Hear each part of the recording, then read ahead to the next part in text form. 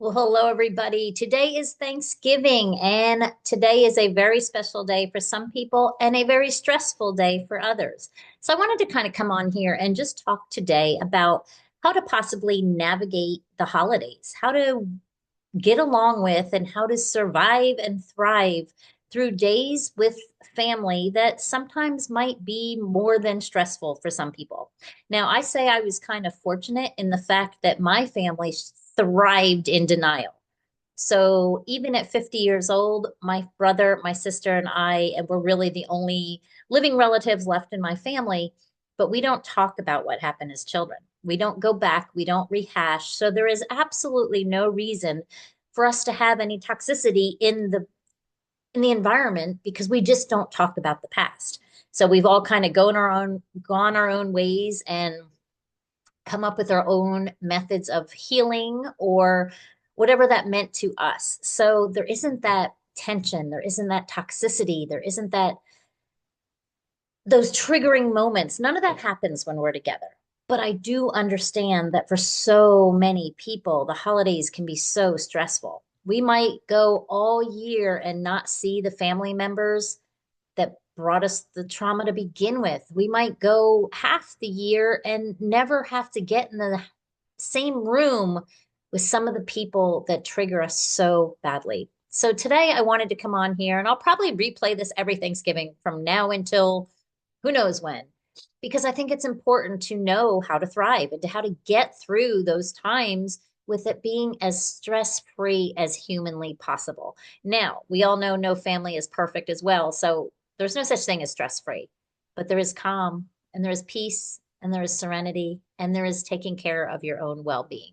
So I came up with a list of about 15 to 20 things that, and I wrote these down to, so I don't miss any, that I would do for myself if I knew I was getting ready to spend a weekend or a day or an evening or whatever it was, even if one meal with the people that could potentially upset me the most. So here it is, guys. Here it is. Take it or leave it.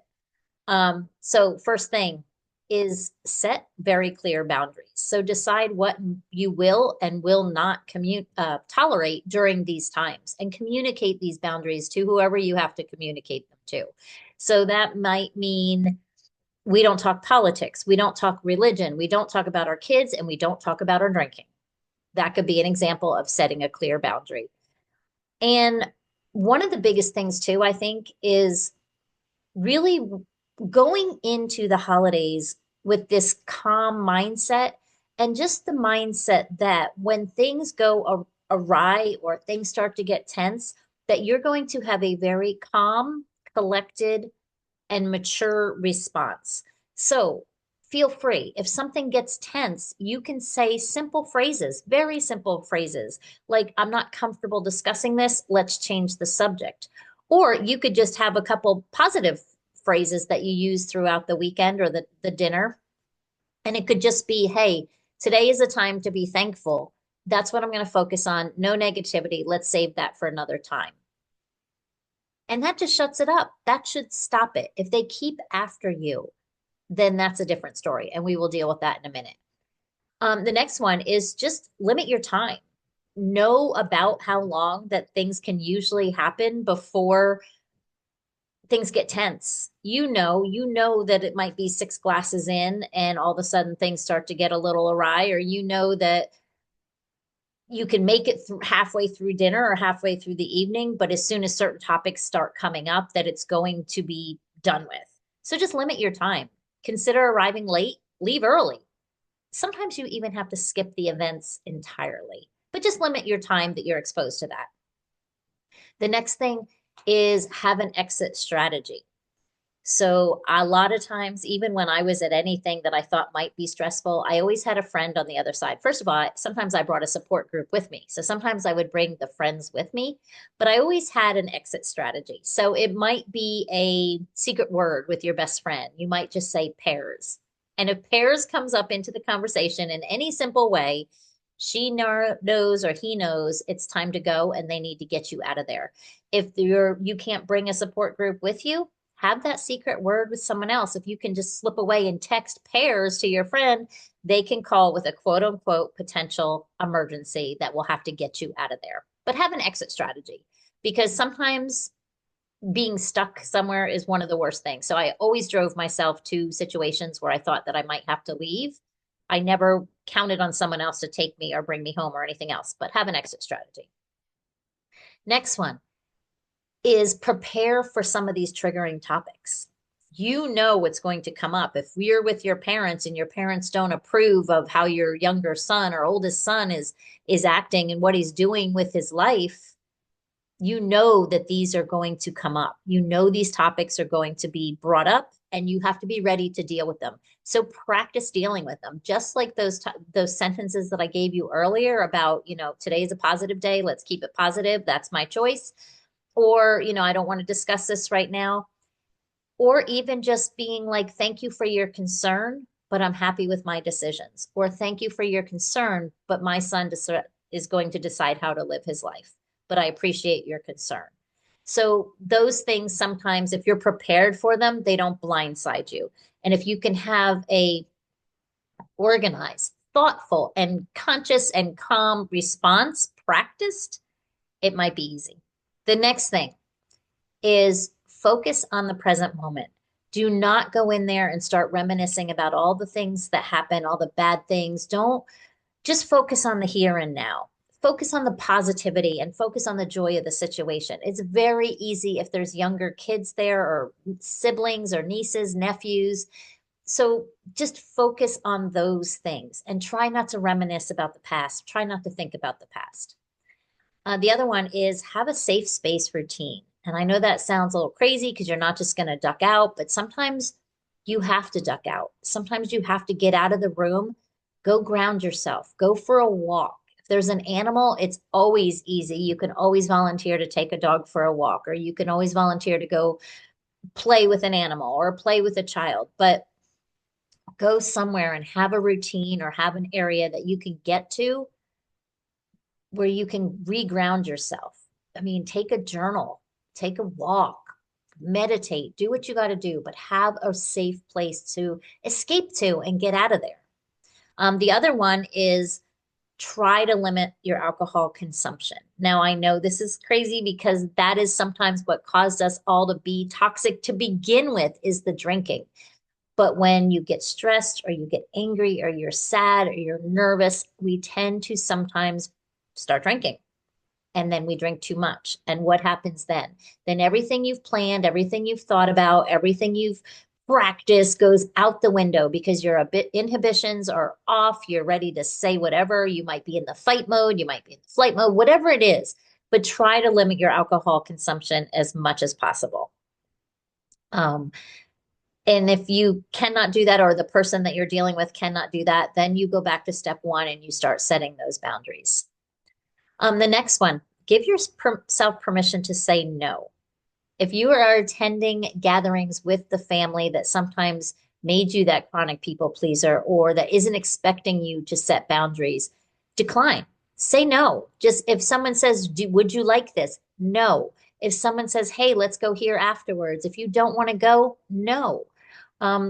Again, calm answers. Thank you for the invitation, but I've made plans. Whatever it is, always thank them. Don't get people on the defensive if they want to do something, or they want to do something that you don't want to do, or go somewhere you don't want to go. Just always thank them, because in their mind, they're doing the right thing or trying to be kind or whatever it is. So thank them, tell them you appreciate the offer, but just say no. The next one, again, this is a big one. The next two are actually probably two of my biggest ones that I made on the list. And I don't know why they came down to number 10 or 11. I don't know. I didn't number them. But the next one is practice empathy, even if it's just for the day. So when you walk into the home, no matter how bad things were, practice empathy. Try to get in your other family members' shoes and look at things from their perspective. So if you take one day, and even though you might be struggling and the relationship might be estranged, just for one day, practice looking at it from their eyes and try to acknowledge the fact that the way they acted was from their own pain and from their own trauma and from their own unresolved issues, and that it has nothing to do with you. So I'm not saying condone their bad behavior. I'm not saying don't be upset. I'm not saying any of that. What I'm saying is try to understand what they're coming from or why they're acting the way they are without taking it personally. That was a really hard one for me. Empathy was really hard in general because I was like, how can I feel for the people or get in the people's shoes that hurt me so badly? And it took a long time. It took forgiving. It took really understanding. It took knowing why they did the things they did. And a lot of times it's the same reasons that you do the things that you do. And what do we talk about every day on here? We talk about being compassionate with yourself, loving yourself, giving yourself some self-compassion, and giving yourself some grace. So just for that day or just for that meeting or just for that weekend or this holiday season, try to do that. Try to do it unconditionally and see where it goes. The next one, again, I said these two were big ones. Lower your expectations. No family has what it looks like when we watch those Christmas movies, those perfect holiday Hallmark movies, or whatever those movies are. Know your family's limitations. You've been living them with your whole life. So don't expect to go in and it all of a sudden look like the Brady Bunch, right? Lower your expectations. Be happy for the little things. Focus on the small wins. Focus on the one conversation that you have with someone that you are estranged with that made you believe and gave you hope that there might be a better relationship down the road. Focus on the small things. Focus on the moments of peace, the moments of positive connection. Don't go in there expecting that things are going to be amazing. And even if you practice all these things and you've had all these things running through your head for a week practicing this before you go, know that it might not be that way. Because if you set your expectations too high, you're only going to be disappointed. Okay. The next thing is decide in advance that you're going to control your narrative for the day. It is very easy, and especially when we start loving ourselves and we start sticking up for ourselves, to say what's on your mind. And sometimes we talk quickly without thinking about it. So make it a conscious effort for the day that if people start talking about things that don't interest you, just say, today I'm focusing on things that make me happy right now. Or whatever your mantra is, whatever you want to talk about. Today I'm declaring a day of peace for myself, and I'm not letting anything negative come in. So decide what you want to talk about, what you're willing to talk about. Set those boundaries in your mind before you go in, but control the narrative. Don't let it get out of hand. Don't get into conversations and go down these rabbit holes that people want you to do through manipulation or guilt or shame or whatever it is. Just don't do it. Just do not let yourself engage in that kind of conversation. The next one is avoid reacting to provocations. So people will provoke you. People will try to get you annoyed. People will bring up things, like I said, that, them not agreeing with what you're doing with your children, them bringing up your drinking, them bringing up your husband who they don't care for, whatever it is. Stay calm and do not engage. Again, I don't know how many times, and not necessarily in my house, because like I said, we were in denial. We didn't get in these conversations, but out in a party or somewhere out in a group of friends or whatever, and they would try to start that drama. So many people thrive on drama. And I would just say to them, hey, not today. I'm not arguing today. Today is not the day. Today, I'm going to enjoy it. It's a great day. So just avoid reacting. If you have to leave the room, do it. If you have to take a deep breath, do it. Do whatever you have to do. Go outside again, take a walk, get some fresh air, breathe in. I know one of my favorite things to do is literally, and I can do it with people in the room or people not in the room. I literally take that deep breath in and I visualize all of the positive love and energy and universal goodness coming in through the crown of my head. I bring it right in deep while I'm breathing. And like I said, I can literally do this while I'm talking to you. You don't even know I'm doing it. And then I push it out through my core, through my bottom, through my root chakra section. And I literally expel it into the earth, all of the negativity. And I can do it while I'm looking you dead in the eye. So do it. The next thing, focus on the positive. Find the positive in everything that day. Start in the beginning. Wake up grateful. Wake up grateful that you're getting ready to have an amazing day with your family. Again, focus on the small wins. Talk about the things that you are grateful for your family. Talk about food. Talk about whatever it is, a funny tradition. Just come up with the things that you feel grateful for because it lightens the mood. You can't feel grateful and feel animosity at the same time. You can't feel love and feel fear at the same time. So focus on the positive. The other thing is practice a breathing technique. And I know that sounds crazy because you've probably heard me say so many times all of the different breathing techniques. But if you get anxious and you don't know what you're going to do, or you haven't practiced what you're going to do beforehand, it might not become second nature. It might not come to you. And in that, you're going to cause yourself more anxiety, more stress, and you're not going to be able to get into that safe zone. So pick one. I like box breathing, where you breathe in for 4, hold for 4, breathe out for 4, hold for 4, while you're building a box with your mind. Again, it distracts you. It brings you back into center. It brings you there. I also like the 4-7-8-8 method. So there's all kinds of different breathing methods you could use. I love the belly breath where you're breathing in and expanding your stomach so big. It's so warming to me for some reason. But look, go to step outside, use these tools when you need to, take the deep breaths. Um, Google breathing exercises for anxiety if you want, and they will come up with a bunch and you can, learn them, but practice them ahead of time. I encourage you all to practice all of this ahead of time because you don't know what you don't know and you don't know what's going to hit you. So be ready for all of it and go in there with a positive mindset. And the last one is know that no matter what, this day and your mental health and your mental well-being is number one priority. So if you have to set the boundaries, if you have to step out of the room, if you have to cut the time short, if you have to say no, all of that is okay because all of that is for you. And then all of that is for what you need. And you, as I've always said, you and your maker are the only people that you have to have a relationship with for the rest of your life. So make it a good one. So go in there strong, go in there happy, go in there positive, and do everything you can to celebrate the small wins, avoid the conflict, look at things from other people's perspectives, and go in there with a heart of gold because it'll make your life a little easier.